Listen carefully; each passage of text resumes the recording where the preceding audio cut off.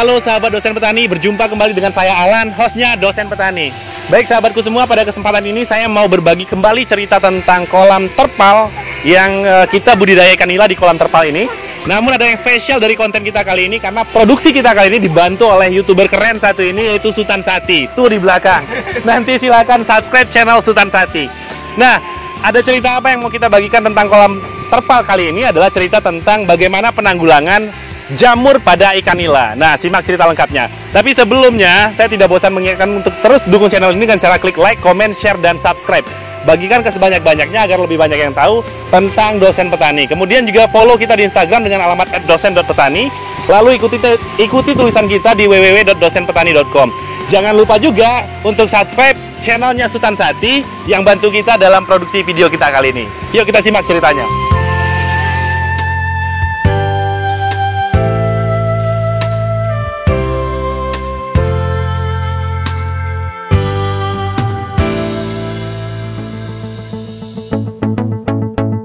Baik sahabat Dosen Petani, sebelum kita masuk ke cara penanggulangan jamur pada ikan nila, ada baiknya sedikit kita singgung terlebih dahulu tentang apa dan bagaimana jamur pada ikan nila tersebut. Jamur pada ikan nila akan terlihat menempel pada bagian kulit, atas kepala, sirip dan ekor ikan, berwarna putih pucat, berbulu dan menyebabkan ikan sulit untuk bergerak. Umumnya, jamur yang menyerang atau menjangkiti ikan nila adalah jamur dengan jenis Saprolegnia. Keterlambatan dalam penanganan atau pengobatannya akan mengakibatkan kematian pada ikan nila. Jamur yang menyerang ikan nila disebabkan oleh buruknya kualitas air kolam. Pada kasus yang kami temui kali ini, besar kemungkinan hal ini disebabkan oleh fermentasi bahan bioflok yang belum sempurna. Terlalu cepat memasukkan bibit ikan, sementara media bioflok belum benar-benar siap, mengakibatkan terjadinya kasus jamur pada ikan.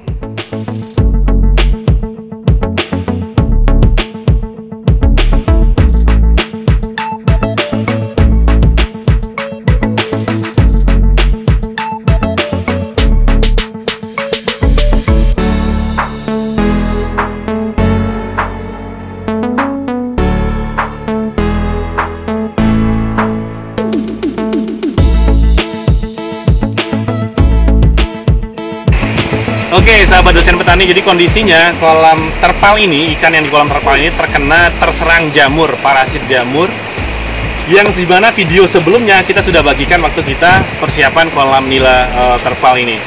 Nah, untuk kami, ya karena kita budidaya berdua, jadi teknisnya lebih ke adik saya. Untuk kami justru bertemu masalah adalah hal yang katakanlah menggembirakan lah ya, karena kita bisa belajar di sini. Akhirnya beberapa penanganan itu kita lakukan untuk mengendalikan jamur pada ikan ini. Tapi karena memang berhubung teknisnya itu lebih banyak dilakukan oleh adik saya, jadi mungkin kita akan tanya-tanya gimana penanggulangan jamur pada kolam terpal sehingga juga bisa memberi pengetahuan dan manfaat baru bagi sahabat semua. Nah, oke, langsung aja kita tanya. Kira-kira nih Man, kenapa ikan bisa terserang jamur? Kalau jamur sih, kalau penyebabnya yang kalau dilihat di sesuai analisa emang itu media belum 100%. Media, oke. Informasi lagi, ini kan kita kemarin skemanya awalnya bioflok ya, metode yang kita pakai. Jadi maksudnya memang media biofloknya itu sendiri yang belum ready ya, belum. Oke. Nah itu jadi informasi pertama, itu kita kemarin itu harusnya proses fermentasi untuk bioflok itu 2 mingguan ya. Tapi kita memasukkan ikan di hari ke 10 hari jadi harusnya masih 4 hari lagi fermentasinya, tapi kita paksa ikan masuk di hari ke-10 dan akhirnya terserang patogen. Nah, kemudian Man, apa sih langkah yang dilakukan akhirnya untuk mengendalikan jamurnya ini? Langkah yang pertama kalau untuk jamur itu cukup cairan NaCl atau garam dapur lah. Garam dapur, NaCl, oke. Kalau seterusnya itu kita harus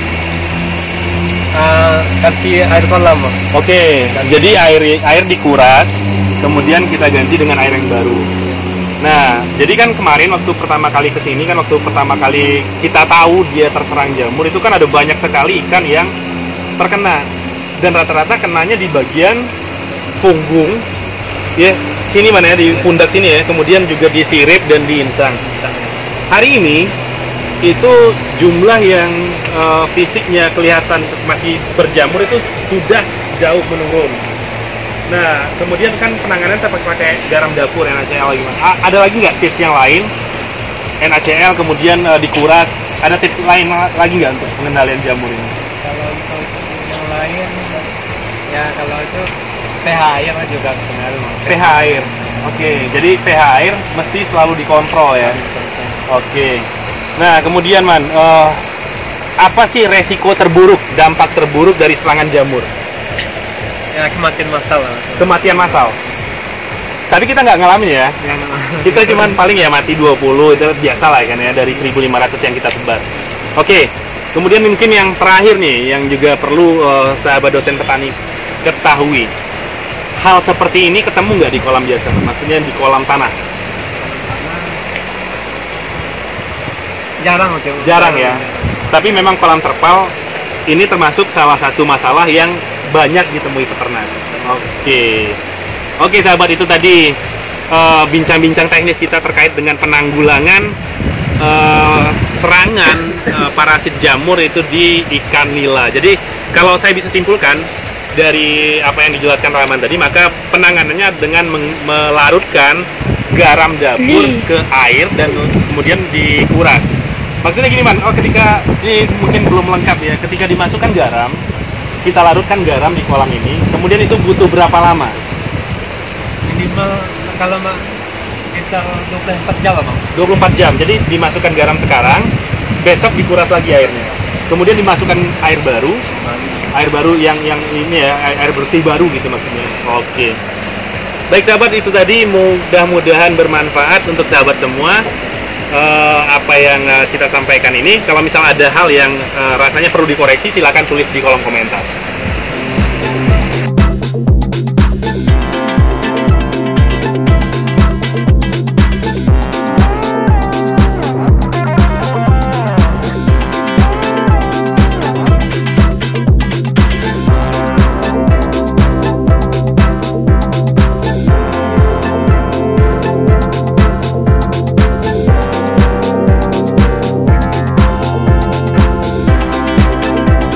Oke sahabat dosen petani, itu tadi cerita kita tentang cara penanggulangan jamur pada ikan nila di kolam terpal. Semoga cerita ini bermanfaat, dan kalau sahabat merasa cerita ini bermanfaat, silahkan dibagikan lewat laman sosial medianya. Jangan lupa untuk yang belum subscribe, silahkan tekan dulu tombol subscribe, like, dan juga tinggalkan komentar untuk diskusi lebih lanjut. Follow juga kita di Instagram dengan alamat @dosen.petani dan ikuti tulisan kita di www.dosenpetani.com. Follow juga akunnya Sultan Sati dan subscribe tentunya channel Sultan Sati yang isinya tentang explore keindahan Ranah Minang khususnya. Terima kasih untuk yang sudah menonton sampai akhir. Jangan lupa untuk selalu beri dukungannya. Sampai jumpa pada cerita tentang pertanian dan peternakan selanjutnya. Saya Alan, hostnya Dosen Petani. Sampai jumpa.